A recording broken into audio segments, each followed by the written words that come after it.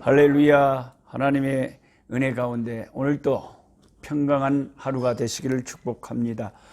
꿀송이 보약 큐티 오늘은 323일째가 됐습니다.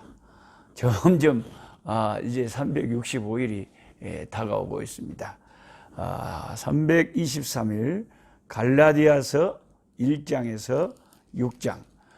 갈라디아서 말씀은 6장까지 있는데 우리가 갈라디아서를 오늘은 쭉 한번 읽어 보겠습니다.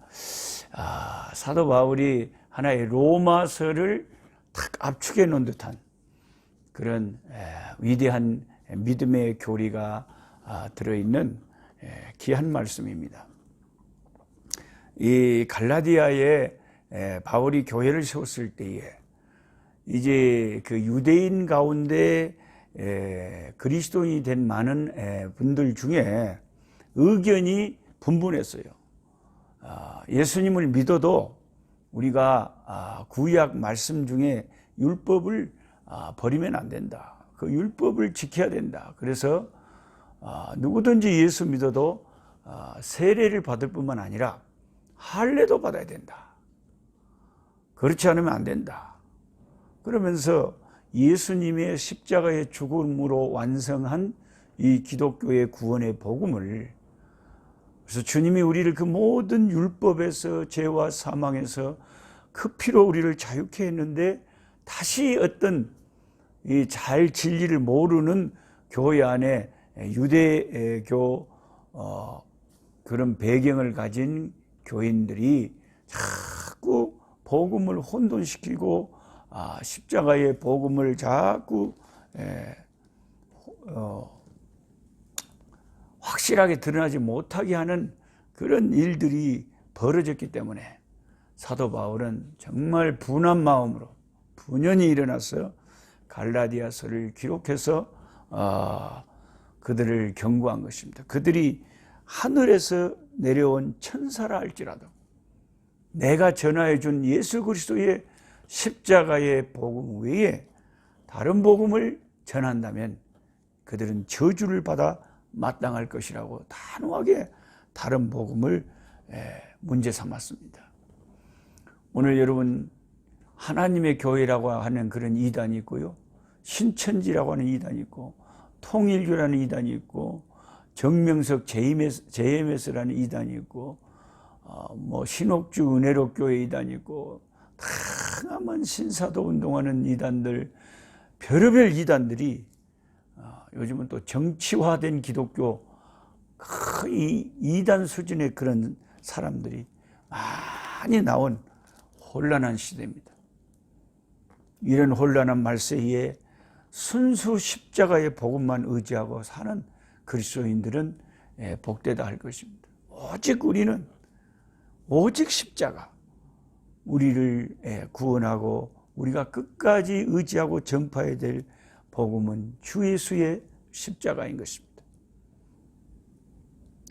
갈라디아 1장 1절을 보면 인사를 이제 사도 바울이 하는데, 사람들에게서 난 것도 아니요 사람으로 말미암은 것도 아니요 오직 예수 그리스도와 그를 죽은 자 가운데서 살리신 하나님 아버지로 말미암아 사도된 바울은, 사람들에게 어떻게 내가 발탁이 돼서 사람의 뜻을 따라 사도가 된 게 아니다.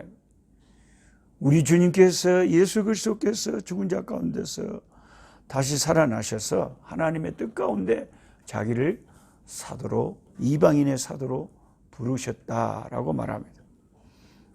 함께 있는 모든 형제와 더불어 갈라디아 여러 교회들에게 우리 하나님 아버지와 주 예수 그리스도로부터 은혜와 평강이 있기를 원하노라. 그리스도께서 하나님 곧 우리 아버지의 뜻을 따라 이 악한 세대에서 우리를 건지시려고 우리 죄를 대속하기 위하여 자기 몸을 주셨으니 영광이 그에게 세세토록 있을지어다. 이렇게 우리 주님께 영광을 돌리면서 갈라디아서를 시작합니다. 그러면서 이제 처음부터 분명하게 다른 복음은 없다 선포하죠. 6절에 그리스도의 은혜로 너희를 부르신 이를 이같이 속히 떠나. 이 참된 진리를 그렇게 빨리 떠나버릴 수가 있냐 말이죠. 그렇게 빨리 변질될 수가 있냐 이거죠. 다른 복음을 따르는 것을 내가 이상하게 여깁니다. 참된 진리의 복음을 떠나서 다른 복음이 여러분 너무 많습니다. 너무 많아요. 이 시대에. 다른 복음이 너무 많기 때문에 우리가 바른 복음을 섬기고 깨닫는 것이 너무 중요하다는 것입니다. 다른 복음은 없는데 사실은 사탄이 복음을 변절시켜서 사람들을 미혹하는 거죠. 7절에 다른 복음은 없나니 다만 어떤 사람들이 너희를 교란하여 그리스도의 복음을 변하게 하려 함이라.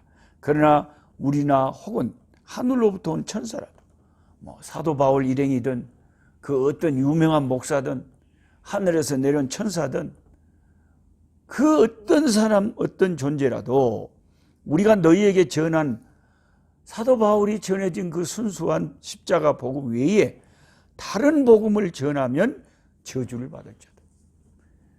거기에 엉뚱한 인간의 말을 섞어서 십자가의 복음을 이렇게 전파하는 자들은 저주를 받기를 원한다고 바울은 선포하고 있습니다. 그러면서 이제 내가 사람들에게 좋게 하겠냐? 하나님께 좋게 하겠냐? 사람들에게 기쁨을 구하랴? 내가 지금까지 사람들의 기쁨을 구하였다면 그리스도의 종이 아니니라. 사람들 눈치 보면서 사람들을 기쁘게 하기 위해서 내가 이 복음의 선명한 역사를 내가 가려워야 되겠느냐? 너희들이 바른 복음에서 떠나 있다면 내가 당연히 분연하게 일어서서 너희들을 책망해야 되지 않겠느냐 하고 말하는 것입니다. 그리고 이제 자기가 이제 사도가 된 내력을 이야기하고는 2장에서 할례자의 사도와 이방인의 사도, 즉 유대인들을 위한 사도가 있고 이방인들을 위한 사도가 있는데 이방인들을 위한 사도가 자기라는 거예요. 12사도들은 유대인들을 위한 거예요. 그래서 믿음으로 의롭게 되는 이 기독교 복음의 역사를 사도 바울이 확실하게 이제 2장에서 말을 하기 시작합니다. 자기 개인적인 간증을 하면서 이제 기독교 복음을 드러내는 거죠. 저도 이렇게 말씀을 전할 때 저의 개인적인 간증을 하면서 복음을 전할 때도 많습니다. 많은 분들이 은혜를 받지만 또 어떤 분들은 왜 자기 이야기를 설교할 때 하냐 이렇게 말할 수 있지만 사실 갈라디아서 2장을 보십시오. 사도 바울도 자기 자신의 이야기를 하면서 자기가 베드로 같은 교회의 지도자도 뭔가 진리에서 어긋났을 때는 단호하게 말했다고까지 이야기를 합니다. 11절에 게바가 안디옥에 이르렀을 때에 책망받을 일이 있기로 내가 그를 대면하여 책망하였노라. 베드로가 이방인들하고 함께 있었는데 다른 유대인들이 오니까 그냥 전혀 그런 일이 없었는 것처럼 외식하는 것을 보고 사도 바울이 분이 일어나서 왜 우리 복음을 가진 우리가 이방인들에게도 당연히 복음을 전해야 될 건데 왜 유대인들을 의식해서 그렇게 외식하느냐고 베드로를 책망했다는 것입니다. 그래서 사도 바울은 진짜 그 사람을 가리질 않아요. 자기를 청구해 준 바나바도 그들의 외식에 유혹되다고 13절에 책망을 했고요. 그래서 심지어 교회의 우두머리였던 총지도자 사도 베드로까지 진리에서 어긋나면 너무나도 그 진리에 대한 십자가 복음에 대한 열정에 불타서 게바에게까지 베드로에게까지 담대하게 책망하고 그래서는 안 된다고 말하는 이 진리를 사수하려고 하는 이 열정이 사도 바울에게는 정말 대단하다는 것을 저희들이 배울 수가 있습니다. 우리가 사람을 사랑해야 되고 형제 자매들 교회 다 사랑으로 주님의 사랑의 계명을 실천해야 됩니다. 그러나 진리에서 어긋난 것을 갖다가 사랑해서는 안 되겠죠. 진리를 지키기 위해서 우리가 교회가 타협해서는 안 되겠죠. 그래서 저도 이렇게 성경 공부하면서 이거는 진리에서 어긋나는데 목사님이 이렇게 하면 안 되는데 하는 것은 제 나름대로 완곡하게 그것은 잘못됐다라고 말을 하지 않습니까? 아무리 큰 교회라도 총회 위에 서서 총회가 정한 것을 순종하지 아니하고 자기 교회의 힘을 믿고 총회 법에 불순종하는 것은 그것은 죄고 잘못된 것이고 그건 교만한 것이고 하나님 앞에 섰을 때 결코 하나님이 그것을 잘했다고 말하지는 않을 것입니다. 그래서 하나님을 우리가 두려워하는 가운데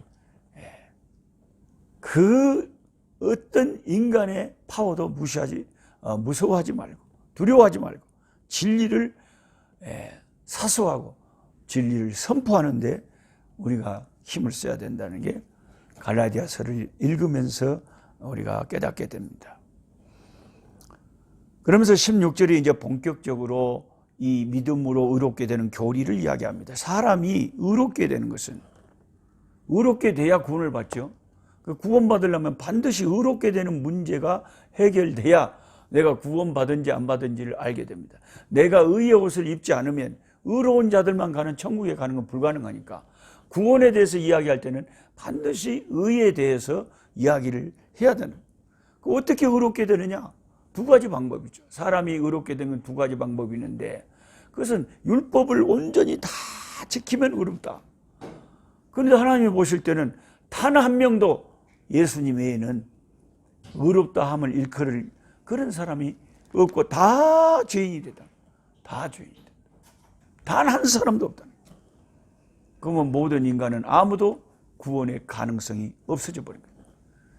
또 다른 의롭게 되는 방법이 사도 바울이 주장한 대로 율법의 행위가 아니라 우리 행동으로 이렇게 의롭게 될 길이 전혀 없기 때문에 이제는 예수님의 십자가의 피를 의지하고 예수를 믿는 자에게 주님의 피 가운데서 제사함을 받고 주님이 주시는 은혜로 의의 옷을 힘입게 되면 예수를 믿음으로 말미암아 주님이 값없이 주시는 의의 옷을 입고 의롭게 되는 방법이 있다.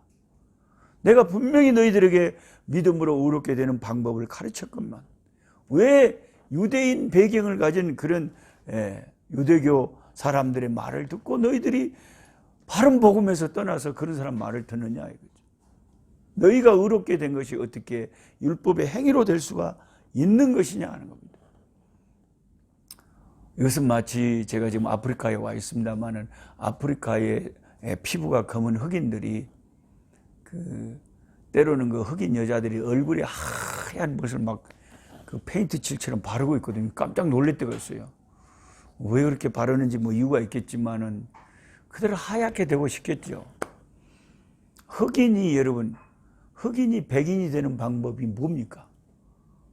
좀 우문이지만은 한번 그렇게 질문을 한다면 상상의 나래를 펴서 흑인이 백인이 되는 방법은 아무리 피부를 하루에 뭐 수백 번을 목욕을 하고 뭐 닦아도 검은 피부가 빛이 날 뿐이지 흑인이 백인 되지는 않습니다. 흑인이 백인 되는 방법은 노력으로는 불가능하고 율법의 행위로는 불가능한 겁니다. 어떻게 해야 됩니까? 다시 태어나야 돼요. 거듭나야 돼요. 백인을 부모로 해서 흑인의 인생은 다 죽어버리고 끝나버리고 다시 태어난다면 백인을 부모로 해서 태어나야 흑인이 백인 될 수 있는 방법이 있어요. 그건 불가능한 거죠. 그냥 이론적으로 얘기해 볼 뿐이지 실제로는 일어날 수 없는 일이죠. 죽어버리면 죽어버린 거지 어떻게 다시 뭐 백인을 부모로 태어나겠어요? 기독교의 교리가 그것을 염두에 두고 한번 생각해 보세요. 너희가 진실로 너희가 거듭나지 아니하면 결코 하나님 나라를 갈 수가 없다라고 주님 말씀하셨죠. 제가 그렇게 말씀드렸잖아요. 조금 전에. 흑인이 백인 되는 방법은 죽었다가 백인을 부모로 다시 태어날 수밖에 없다. 예수님이 너희가 천국에 가려면 다시 태어날 수밖에 없다. 너희들은 다 죄인들이기 때문에 죄인이 무슨 행동을 선하게 한다 할지라도 그것이 구원을 얻을 만한 선이 되지를 못하기 때문에, 그 의롭게 되려면 의의 부모를 통해서 다시 태어나는, 예수님은 온전히 의로우신 분이라는 거죠. 그래서 그 예수님을 구주로 영접하고 예수님을 구주로 따르고 믿으면 예수님의 의가 나에게 전가되는 것입니다. 아담 한 사람 때문에 우리가 다 죄인 된 것 같이 예수님 한 분 때문에, 예수님의 한 분의 그 십자가의 공로 때문에 우리가 다 의롭게 되어 의로운 자만 가는 하나님의 나라에 들어가게 된 것입니다. 제가 이번에 10월 달에 한국을 방문하고 아프리카로 돌아오는 비행기를 한국에서 홍콩을 타고, 논스톱 비행기가 없으니까요, 홍콩에서 이제 공항에서 기다렸다가 남아공 들어오는 비행기를 타는데, 저는 몰랐어요. 남아공이 설마 세계 월드컵, 럭비 월드컵에서 우승하리라고는 상상을 못했어요. 항상 뉴질랜드가 제일 강하거든요. 그런 강한 뉴질랜드, 호주, 뭐 영국 이런 최강의 럭비 팀들이 있기 때문에 남아공이 잘하기는 잘하지만 우승을 하리라고는 전혀 몰랐는데, 갑자기 홍콩에서 남아공 오는 비행기를 타자마자 기장이 인사를 하는데, 남아공 이번에 월드컵 우승했다고. 이 비행기는 럭비 월드 챔피언스 컨트리, 럭비 월드컵 챔피언의 나라로 가는 비행기다. 그러니까 비행기 안에 있는 승객들이 전부 환호성을 지르고 막 여기저기서 애국가를 부르기 시작한데, 뭐 그런 그 남아공 애국가가 있어요. 우리 집사람은 잘 부르는데 저는 다 잊어버렸어요. 응코시시랄 벌렐리 아프리카 얼루파코 혼돌라유 이주아인들 탄다소에 두 오시 시켈렐리아 시나 여자로야. 하여튼 어떻게 우리 집사람은 그걸 참 이상하게 잘해요. 그게 그 남아공의 애국가가 참 멋져요. 어떨 때는 찬송가 같기도 하고, 그 예수님을 찬미하는 그 영어와 아프리칸스 그 백인들의 언어와 또 흑인들의 다양한 쪼아나 뭐 소토 그 뭐 코사 그런 언어들로 그 애국가가 돼 있어요. 그리고 막 비행기 안에서 그 애국가를 불러 제치는데 아주 축제 분위기요. 남아공은 비행기 안에 막 월드컵에서 우승했다고. 우리나라가 옛날에 축구 월드컵 4강에 올라갔을 때 그 분위기였어요. 보세요. 자기들이 우승한 것도 아니고, 자기들이 운동을 한 것도 아니고, 자기들이 뛴 것도 아니고, 아니 선수들이 가서 뛰었는데 왜 온 나라가 난리 법석을 치고 좋아합니까? 그거는 그 선수들이 자기 나라를 대표해서 뛰었는데 그 결과가 결국 자기들에게도 미치는 거예요. 그 국민에게. 예수님께서 우리를 위하여 십자가에 죽으셨는데 그 주님의 십자가의 죽으심의 공로가 예수 안에 있는 자들, 예수님에게 속한 자들은 다 그 은혜와 그 의로운 축복의 역사가 다 혜택을 준다는 거예요.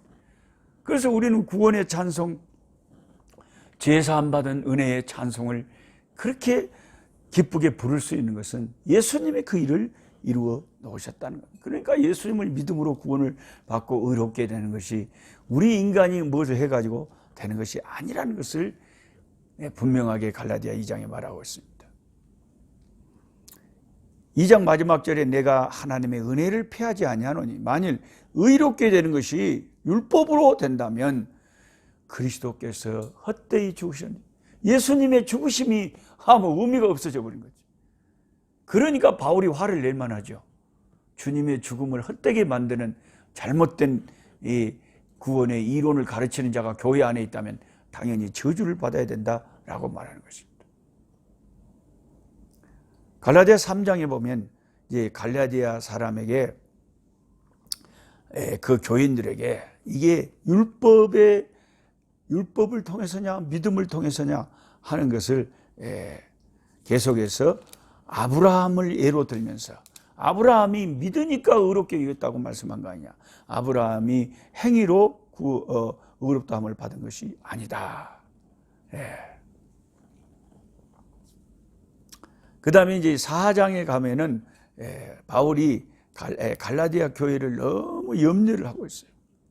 8절에 보면 그러나 너희가 그때에는 하나님을 알지 못하여 본질상 하나님이 아닌 자들에게 종노릇하였더니 이제는 너희가 하나님을 알 뿐 아니라 더욱이 하나님이 아신 바 되었거늘 어찌하여 다시 약하고 천박한 초등학문으로 돌아가서 다시 그들에게 종노릇하려 하느냐. 여기서 약하고 천박한 초등학문은 무엇을 가리키는 걸까요? 구약의 율법을 가리키는 거죠. 거기에서 벗어나서 예수님이 율법을 완성하시고 율법을 다 이루셨다 하시고 우리에게 이 놀라운 구원의 자유를 가져오셨는데 율법에서 우리를 자유하시고 죄와 사망의 저주에서 우리를 자유케 하신 우리 주님을 찬송하면서 오직 예수님의 십자가만 붙들고 나아가야 되는 것이 우리 신앙의 기본인데 다시 율법의 행위의 초등학문으로 돌아가 버리면 어떻게 하겠냐. 예. 그래서 갈라디아 교회를 염려하면서 21절부터는 하갈과 사라를 예를 들면서 율법과 믿음을 설명합니다. 구약 성경 창세기를 우리가 공부했지만요, 아브라함의 첩 가운데 하갈이 있고 참 부인, 본 부인 사라가 있잖아요. 그런데 하갈은 율법이라는 거죠. 사라는 믿음이고 사라는 은혜라는 거죠. 그래서 처음에 자식이 없을 때 그 율법 하갈을 통해서 처음에는 위로를 받았지만 나중에 사라를 통해서 은혜의 아들 이삭이 딱 태어나니까, 은혜의 아들, 왜 은혜의 아들이라고 하냐면 사람의 힘으로 된 게 아니잖아요. 나이가 100살이 된 아브라함이 아들을 낳고 이미 그 월경이 끊어져 버린 90살이 된 이 사라가 아이를 낳은 것은 사람의 행위로 된 게 아니잖아요. 하나님의 은혜로 이삭을 낳은 거잖아요. 그러니까 하나님의 은혜로 된 열매인 이삭이 태어나자 더 이상 하갈과 이스마엘은 필요가 없게 된 거예요. 그리고 율법과 은혜는 한 집에서 살 수가 없어요. 그래서 하갈과 이스마엘을 아브라함이 어쩔 수 없이 추방시켰잖아요.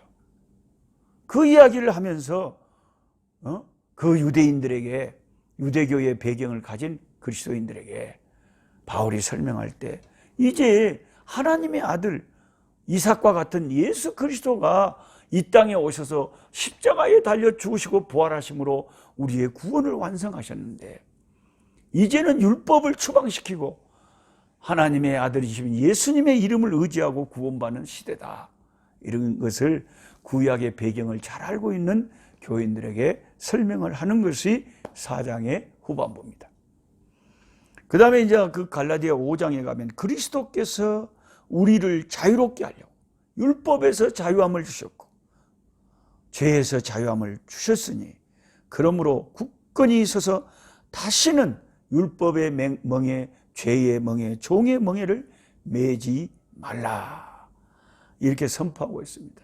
참 하나님이 하늘에서 보실 때 사도 바울의 이러한 그 참 담대한 복음 선포, 선명한 십자가의 증거, 이걸 얼마나 기뻐하셨을까요? 예. 우리는 복음을 혼잡하게 해서는 안 돼요. 복음은 선명하게 드러내야 됩니다. 하나님이 우리에게 자유함을 주셨다. 우리가 요한복음 10장에도 주님의 말씀을 기억하잖아요. 주인이 너희를 자유케 하면 너희가 자유함을 얻는다. 그러나 너희가 죄를 지었기 때문에 죄의 종인데 하나님의 아들 예수 그리스도께서 너희를 자유케 하면 너희가 자유를 얻는다. 죄의 심판에서 자유를 얻는다는 거죠. 그래서 진리를 알지니 진리가 너희를 자유케 하리라. 진리를 알지니 진리가 너희를 자유케 하리라. 그 주님의 말씀을 사도 바울은 다 성령 안에서 다시 기억나게 하잖아요. 사실 주님과 함께 따라다니던 12 제자들이 있었지만 사도 바울은 그 후에 예수님을 믿었지만 예수의 영이 주의 말씀을 사도 바울에게 다 가르쳐서 성령의 가르치심을 따라서 사도 바울은 자유를 선포하고 있는 것입니다. 그러면서 이제 예수 믿는 우리가 이 자유함을 얻었는데, 그런데도 우리가 로마서에서 사도 바울이 말했던 것처럼 육체의 그 겉사람의 소욕이 있고 예수님께서 거듭나게 하신 우리 속사람의 생명의 소욕이 있고 내 속사람 가운데 성령이 거하시는데 성령의 소욕을 따르면 육체를 따라 살지 않고, 쉽게 말하면 저와 여러분이 아주 은혜스러울 때는 아무리 육체가 나를 미혹하고 세상이 미혹하고 마귀가 미혹을 해도 그 시험을 이겨요. 사탄아 물러가라 하면서 내 영혼이 강건할 때는, 성령의 인도함을 받을 때는 육체의 소욕을 따르지 않아요. 그런데 우리가 영혼이 약해지고 육체의 욕심 가운데 들어가면 이제 성령의 소욕을 따르지 않고 하나님의 사람이고 거듭난 사람인데도 믿음 없는 삶을 살 때가, 하나님을 슬프게 하고 성령을 슬프게 할 때가 또 얼마나 또 우리가 많습니까? 그래서 이게 오늘은 승리, 오늘은 패배, 이게 계속 오르막 내리막 하는 우리의 삶이 하나님 앞에 다 있습니다. 어떻게 하든지 승리하는 삶을 성령의 소욕을 따라 살려고 하는 그런 마음으로 오늘 또 말씀을 가까이 하고 기도하는 줄 압니다. 그러면서 그 성령의 열매에 대해서 22절에 5장 20, 오직 성령의 열매는, 육체의 열매는 그런 죄들과 음란과 방탕과 싸움질과 그런 거지만 성령의 열매는 뭐냐? 사랑과 희락과 화평과 오래 참음과 자비와 양성과 충성과 온유와 절제니 이 같은 것을 금지할 어떤 다른 율법이나 그런 게 없다. 성령이 임하면 이런 성령의 열매가 맺혀진다는 것입니다. 그 여기 성령의 열매가 8가지 열매, 9가지 열매입니까? 쉬어봅시다. 사랑과 희락과 화평과 오래 참음과 자비와 양성과 충성과 온유와 절제니 9가지 열매. 성령의 9가지 열매. 근데 이 9가지 열매가 성령이 우리 가운데 임하시고 역사하시면 나타난다고 하는데, 그런데 왜 이 9가지 성령의 열매인데 왜 성령의 열매는 하고 단수로 말했을까요? 영어 성경도 단수로 되어 있거든요. 원문에도 그렇게 The fruit of the Spirit is love, joy, peace. 이렇게 성령의 9가지 열매를 말할 때 왜 성령의 열매들은 이렇게 말해야 될 건데 왜 성령의 열매는 하고 이게 단수로 말하냐 이거죠. 이것을 톰 켈러 목사님도 이 본문을 팀 켈러 목사님도 이 본문을 설교할 때 말씀하셨는데, 성령께서 우리 가운데 역사하시면 이게 복수로 돼가지고 따로따로 노는 게 아니라는 게 다 하나라는 게, 쉽게 말하면 사랑의 열매는 다 성령 충만하고 맺어지는데 그 사람에게 화평의 열매는 안 맺어진다. 그것은 성령의 역사가 아니라는 거죠. 그 교회도 그런 사람 있잖아요. 그냥 그 기도는 엄청나게 많이 하는데 아주 기도만 마치고 나오면 싸납고 온유하지 못하고 사람이 그냥 다른 사람한테 교만하게 행하고 겸손하지 못하고 그럴 수가 있잖아요. 그러면 기도 많이 할 때는 성령의 역사 같은데 기도 끝나고 사람들하고 관계를 할 때 보면 아닌 것 같다. 그런 것은 성령의 역사하심이 아니라는 거죠.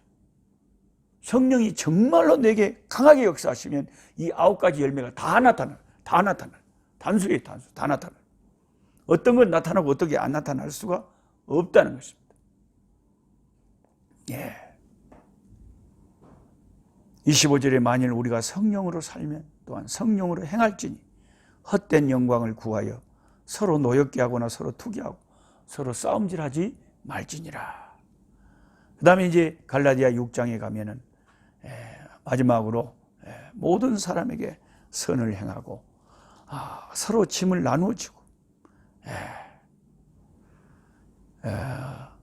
그러면서 그리스도의 십자가, 이게 자기가 자기 몸에 주님의 그 십자가의 그 흔적을 가졌다고 하면서 할례를 가지고 자기 몸에 구원받은 흔적을 갖지 말고 나처럼 17절에 이후로는 누구든지 날 괴롭게 하지 말라. 내가 내 몸에 그리스도의 흔적을 지니고.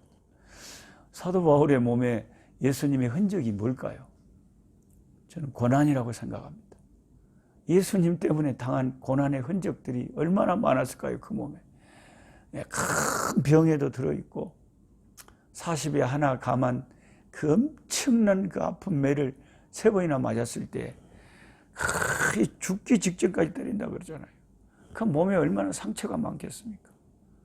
그 상처들은 다 예수님의 복음을 위한 흔적들이라는 것입니다. 사람이 무엇으로 심든지 그대로 거두기 때문에 육체를 위하여 심는 자는 육체로부터 썩을 것을 거두고 성령을 위하여 심는 자는 성령으로부터 영원한 생명을 얻고 영원한 상급을 얻고 영원한 영광을 얻으니까 우리가 이 선한 복음의 일을 하되 낙심하지 말고 끝까지 포기하지 말고 때가 되면 주께서 많은 열매를 맺게 하실 줄 믿는다고 하면서 갈라디아서를 마치고 있습니다. 여러분 눈으로 갈라디아서를 오늘은 다 읽어보시면서 바울에게 임한 그 주님의 거룩한 진리의 불타는 영이 여러분에게도 역사하기를 축복합니다. 감사합니다. 약한 자 힘겨시고 강한 자 바르게 주한 자 정택함이 주님의 뜻이라. 해 아래 압박 있는 곳 주 거기 계셔서 그 팔로 막아 주시오.